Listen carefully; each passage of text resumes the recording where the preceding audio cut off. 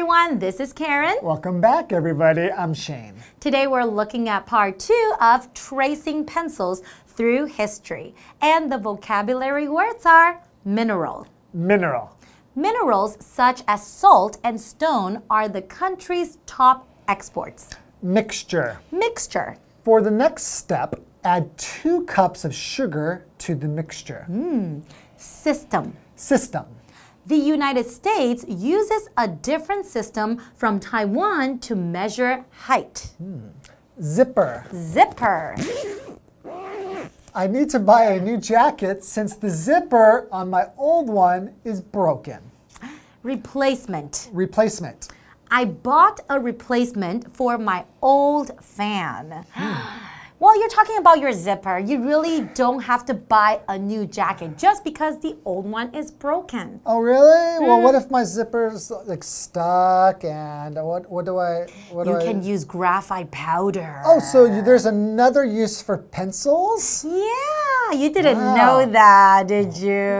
Well, actually, I read this article first, so I did know that. That's really interesting. You can use pencils. Yes. So you just rub your pencil on your zipper, and then it will be kind of smooth. It will open up. Yeah, if it gets stuck. Okay, so why do we have like graphite powder and stuff? Before there was just like graphite. It was just like hard. That's right. From England, right? Yeah, that's right, because in mid-18th century, the war broke out between England and France. Oh, okay. And the Frenchmen, they didn't have access to graphite anymore. They didn't have access to the mineral. Because it was in England. That's right, so they have to think of a new way to produce it. So they started mixing clay and graphite powder together. Oh, interesting. Okay, so that's like the next part of the evolution. That's right. And now we can use graphite and graphite powder and stuff to do different for other things. uses. That's Cool. right. I never knew so much about pencils. I know, right? It's like too much information. That's wonderful. Okay, well, let's learn more about pencils in today's lesson. Enjoy. Enjoy. Tracing pencils through history. The next major development occurred in the mid-18th century when war broke out between England and France. Since England had the only source of graphite, France was unable to import the mineral. This led a Frenchman to mix clay with the graphite powder that he had. By changing the amount of graphite in the mixture, he could control the hardness and darkness of the pencil. The HB, hardness and blackness, system of pencils was thus born. Soon after that, pencils were produced in large numbers and became common everywhere. Today's lesson is called Tracing Pencils Through History, Part 2. Hi everyone, my name is Jeff. And I'm Mike. Yes, we're learning about the history of the pencil. A stick used for writing first by the Romans, and then the English shepherds were using it to write on the sheep, and then the Italians made one with graphite. And finally yesterday, the Germans had a pencil factory, mass-producing pencils. This brought us up to what, the 16 or 1700, pretty much there with the modern pencil. So what else is there to learn? Tracing. We're going to learn how to trace. Colored pencils. Maybe, but no, we're not going to be talking about tracing, but we are tracing the history of the pencil. How about that for a pun or for a double meaning? Anyway, so let's move on next. The next major development in pencils occurred in the mid-18th century when war broke out between England and France. They were shooting pencils at each other? No, no. It says, since England had the only source of graphite, France was unable to import the mineral. Aha, they're winning the pencil war. You're laughing about it, but apparently this was quite serious. I'm sure it was. How would people write down their shopping lists without pencils? And yes, we learned that graphite is that black-colored material that's used inside the pencil to do the writing, all right? So this is a mineral. What is a mineral? Well, this is a term used in chemistry or maybe geology, studying rocks and things like that. Minerals are things that are not alive, but they're found inside the earth. Gold is a mineral, silver, things like that. Coal is made up of different minerals, and we dig them out of the earth and we use them for all sorts of useful purposes. For example, minerals such as salt and stone are the country's top exports. Salt's a mineral it's used in cooking, and stone, it can be made of many different minerals, and we use that in all sorts of ways. So, the French didn't have graphite. This mineral was mostly found in England. So what did they do? It says this led a Frenchman to mix clay with the graphite powder that he had. He's trying to invent a way of making something like graphite, but in a lab, so they don't have to dig it out of the ground. Anyways, he did have some graphite on hand, some graphite powder, and he decided to mix this with clay. And get this, by changing the amount of graphite in the mixture, he could control the hardness and darkness of the pencil. So apparently this Frenchman learned that you didn't need to use pure graphite in every single pencil. You could powder the graphite and then mix it or combine it with clay, thus changing how hard your writing implement is or how dark that lead is going to be. Anyways, here we have the noun mixture to talk about. A mixture is a combination of things. A mixture is a situation or an instance where things have been put together or mixed together. For example, for the next step, add 2 cups of sugar to the mixtures. All right, so he did his experiments and he came up with a way of changing this and controlling it. The HB, hardness, H, and blackness, B, system of pencils was thus born. And you've probably seen this written on the side of a pencil, HB or 2H or something like that. That is a system of organizing pencils, of allowing us to choose what kind of graphite or lead is in the pencils we want. A system, when we use it in this way, this noun is basically a way of doing something or a way of organizing something, all right? We have different systems. For example, if you buy clothes, the system that they often use is S for small, M for medium, L for large. That's a system. It's organized in a nice, simple way, and by writing these letters on the clothes, we as shoppers know what type of clothing, what size of clothing we are buying. There's all sorts of different systems allowing us to measure things and understand numbers and compare them much more easily. For example, the United States uses a different system from Taiwan to measure height. It's true, if you go to America, people will say, I am 6 feet tall, but here in Taiwan, we don't use feet and inches, we use meters and centimeters. Both systems, but different systems. So, he invented the HB system. Soon after that, pencils were produced in large numbers and became common everywhere, and using the system, people were allowed the choice to buy different pencils for different jobs. Yeah, but everyone uses a number 2 pencil. Well, number 2 is the way to go. HB's okay. Anyways, folks, with that, it's time for us to take a break. Hello， 大家好，我是 Hanny。我们在第一天的课文读到，古罗马人是用金属棒在蜡板上面刻字。那后来英国人发现石墨，他们用羊皮把它包住，以免弄脏手跟衣服。那意大利人想到把石墨放进木头里。最后，德国人则是想到用粉状的石墨来大量制造铅笔。好，那下一个重要的发展是发生在18世纪末，当时英国、法国之间爆发战争。那由于英国是石墨唯一的来源，法国没有办法跟他们进口这种矿物。于是呢，有一位法国人把他所有的石墨粉跟粘土混合，结果发现啊，改变混合物里的石墨量，就可以控制铅笔这种书写工具的硬度和黑度。接着，铅笔的 HB 系统就诞生喽。H 就表示 hardness， 表示硬度，那么 B 就代表 blackness，表示这个黑色的程度。那一般标准的书写铅笔都是 HB 嘛，当我们要用到读卡机的时候，就会用到2B 铅笔来画卡，对吧？所以大家就会发现，哦，原来 HB 系统是那时候出现的。刚刚 Jeff 老师用到 implement 这个字，它是指工具、器具或是用具。implement 它是拼作 IMPLEMENT。好，这边还有3个单字 mineral 它表示矿物或是矿物质。Mike 老师在解释单字时用到 geology 它是拼作 GEOLOGY， 这个字表示地质学。好，下一个单字是 mixture 它表示混合物或者是混合。那么 system 表示系统。接回课文中。Tracing pencils through history. Pencils are primarily used to write, but they can serve in other roles too.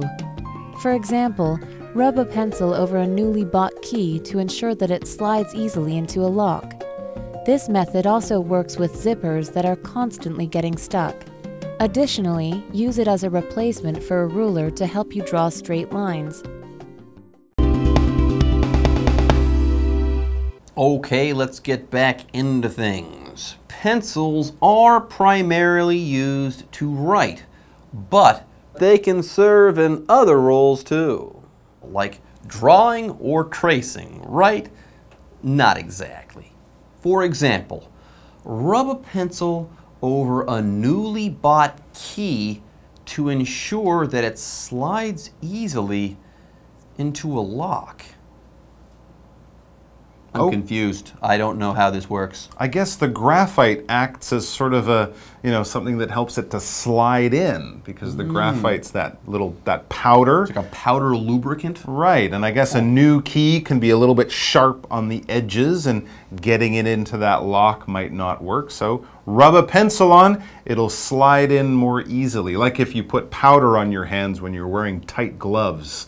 Right, they can slide in more easily. The powder helps them to get in there smoothly. And rubbing the pencil, the graphite, also works in another way. This method also works with zippers that are constantly getting stuck. If you have a zipper on your jacket that's always getting stuck when you try to zip it up, put some graphite on it. There you go. What a good idea. I've got many jackets with zippers that are constantly getting stuck. Anyways, zip, zip, zip, zip. What Mike is doing there. We're making that sound and making that motion because that's what zippers do. They allow us to close a jacket. Okay? Zip, zip, zip. Now, they're different from buttons in this way. Zippers are made up of many small interlocking teeth that are made of metal or something hard. And yes, one of the good things about zippers is when you close your coat with a zipper, your coat is totally closed. Buttons might leave a little bit of space that's open. Zippers, that won't happen. Anyways, the word zipper is a noun. For example, I need to buy a new jacket since the zipper on my old one is broken. It says, additionally, use the pencil, additionally use it as a replacement for a ruler to help you draw straight lines. Pencils are nice and straight.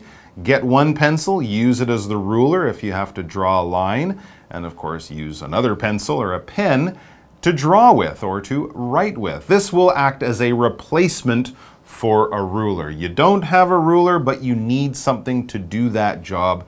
You need a replacement. And that's what basically the noun means. Something to take the place of another thing. Maybe you're missing that other thing. Maybe it's gotten old and it doesn't work so well, so you have to buy a new one. That would be a replacement. Usually they're the same, or at least they will do the same job, and it's because one won't do it, so you need another one because you do have to finish that job. For example, I bought a replacement for my old fan. It was 5 years old, it was making a lot of noise.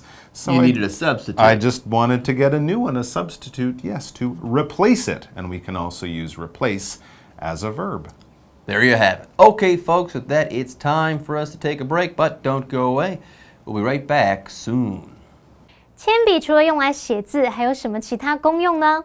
课文提到说，你可以用铅笔来摩擦新买的钥匙，它就会有润滑的功用哦，可以确保你这个新打的钥匙啊，很容易就滑进锁孔里面。Jeff 老师刚刚用到 lubricant 这个字就表示润滑剂，那它是拼作 lubricant lubricant。好，同样的，你也可以用铅笔来摩擦常常卡住的拉链，这样就会拉得更顺咯。还有啊，铅笔也可以当作尺的代替品，用来协助你画直线。这一招我以前蛮常用的。当你没有尺的时候，如果是画短线，我就会拿橡皮擦来辅助；如果是画长的线，我就会拿铅笔来当辅助。好，那这边有2个单字 ，zipper 就是拉链。那么它的动词是 zip， 就表示拉开拉链啊，或是拉上拉链。那常用的片语动词是 zip up 就表示拉上什么什么的拉链。Jeff 老师在解释单字时用到 interlock 这个字 ，interlock 它是拼作 interlock， 那这个字可以用来指相互的扣住，像我们牵手的时候可能会十指交扣嘛，这时候是不是完全扣住，相互扣住，你就可以用 interlock 这个动词来表达。好，下一个单字是 replacement， 它当可数名词表示替代品或是代替者，当不可数名词就表示替代或者是取代。那老师说的 substitute 这个名词它表示代替者或者是代替品，介华课文中。Tracing pencils through history. Today, more than 15 billion pencils are made each year. For many, the pencil is their preferred choice for a writing tool. Its design may have changed throughout the years, yet its usefulness and reliability have allowed it to continue making a mark on our lives. Okay, everyone, let's start to wrap things up. Let's start finishing up our article on the history of the pencil. Everyone, today, more than 15 billion pencils are made each year. Yes, that's billion with a B. And for many, the pencil is their preferred choice for a writing tool. Me, I prefer pens, but pencils are great when you want to make mistakes because you can always erase what you've written with a pencil. That's very true. It depends what you're using for, but sometimes a pencil is perfect. And we read, its design may have changed throughout the years, yet its usefulness and reliability have allowed it to continue making a mark on our lives. That's a very good point. They're very reliable. Pens can run out of ink, and then the pen just doesn't work.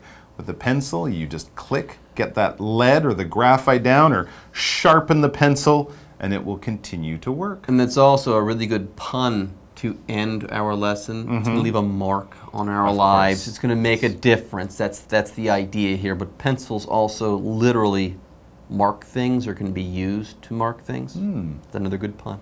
All right, folks, that's it for our article on pencils, but we're not quite done yet. We have to ask and then answer the what do you think question. Mike, what do you think? Do you know other ways that pencils can be used outside of writing? Interesting question. Well, I know from watching detective shows and police shows, a pencil can also be used to discover secret messages. Sometimes the bad guy will write down a message, rip the paper off, and then the detective, like Sherlock Holmes, will come along and use the edge of the pencil to sort of go very quickly over, and they can see the lines that were pushed into the paper, thus reading the secret message. Ooh, creating a negative image of what was written before. I've never done it before, but it seems pretty cool. And I don't think you couldn't do that with a pen. You could not do that with a pen. No, there you impossible. go. All right, folks, with that, it's time for us to end our lesson and to say bye-bye. Take care. 同学们知道现在每年铅笔的制造量有多少吗？答案是超过150亿支诶。很多人特别喜欢用铅笔来当做书写工具，像我就是其中一位。毕竟铅笔很好用又很可靠，它不会断水，然后你写错又可以轻易的把它擦掉。相信铅笔一直都会持续在我们的生活中来造成影响。好，课文最后用了双关语 make a mark， 字面上的意思好像是要做记号嘛。不过 make a mark on something 就可以用来表达对什么有很大的影响，或是有很大的作用。另外补充单字 reliability 则是指可靠度。好啦，以上是这个讲解，同学们别走开，马上回来哦。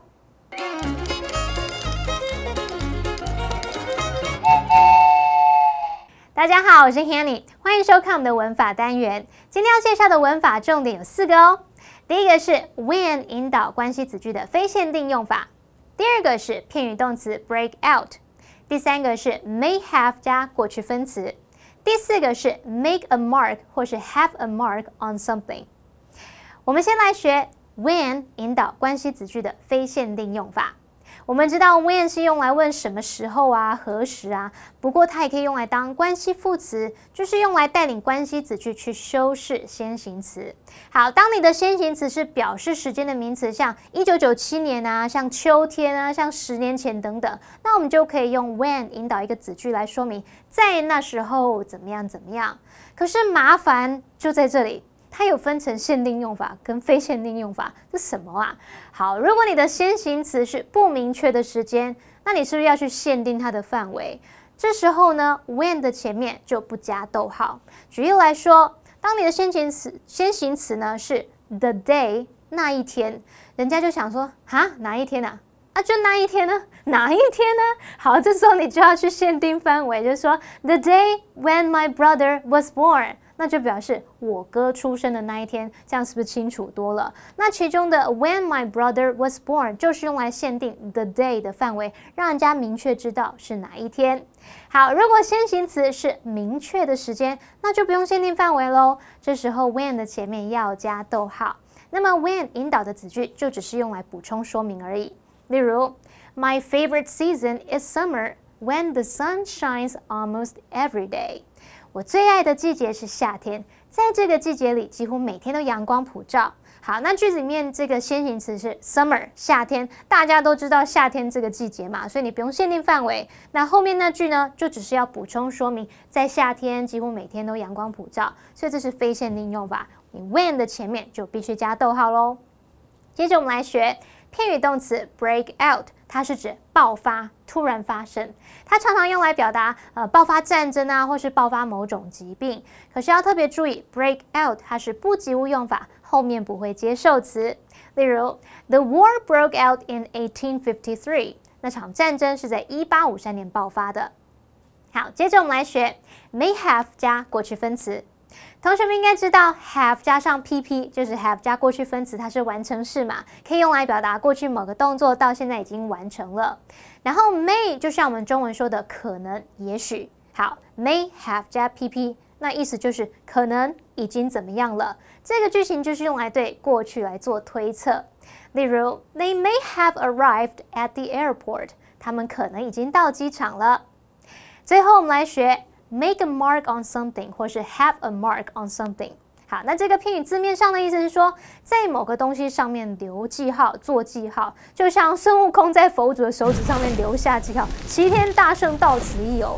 好，这样这个画面是不是让我们深深烙印在我们脑海里，留下深刻印象嘛？好，那这个片语呢，就是用来表达在什么什么留下持久的印象，对什么有很大的影响或是作用。例如The good doctor made a mark on the town。 那位好医生对这个城镇造成深远的影响。好，那以上是这些重点整理，我们下次见喽，拜拜。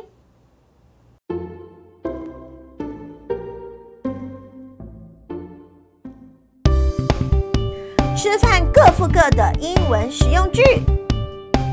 欢迎收看就爱讲英文，我是悠悠。DJ。如果账单抢不赢，那至少可以平均分摊，对，好不好？我们各付各的，就不会不好意思了。今天跟大家分享3个句子，我们各付各的。1 Let's go Dutch。 2 Let's split the bill for dinner。 3 Let's go halfsies。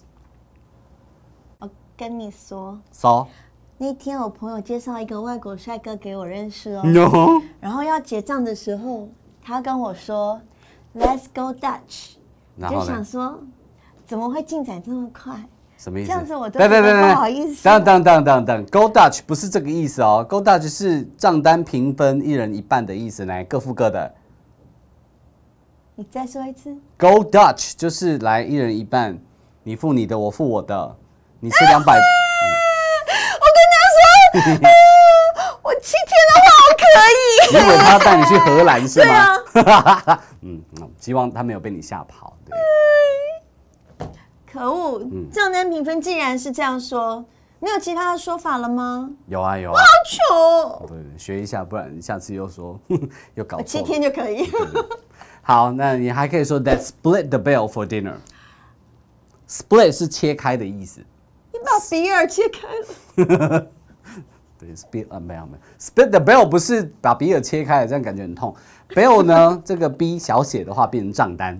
账单，对，账单，所以 that split the bill 就是把这个账单呢切分开来，摊开，对对，大家一起分，好，这样2个人、3个人、4个人都可以哈，均分 split。但是啊，split 不是也有分手的意思吗？啊，对 ，split 呢，它当不及物动词的时候，它是断绝关系、分手的意思。比如说，My girlfriend and I split last month。你怎么没跟我讲？哦，这是举例啦。这是例句。My girlfriend and I split last month。对，或者 The singer split with his wife last week。你怎么没跟我说 ？The singer， 我怎么知道 ？OK， 例句好吗？例句。The singer split with his wife last week。对，上个礼拜呢，这个歌手跟他老婆切了，分手啦。可是如果是2个人啊，一人一半，有没有什么特定的说法？有，就除了我们刚刚讲的这个 That split the bill, Let's go Dutch 之外，你也可以说 Let's go halfsies。halfsies。对，就是一半了哈 ，halfsies。哦，就是 half。对 halfsies。halfsies。哦，这个是蛮新的了。是。Let's go halfsies。好，我们看一下今天的 live action。Don't argue with me. Let me pick up the tab. Come on. You paid the last time. I did. Let's split the bill this time, okay?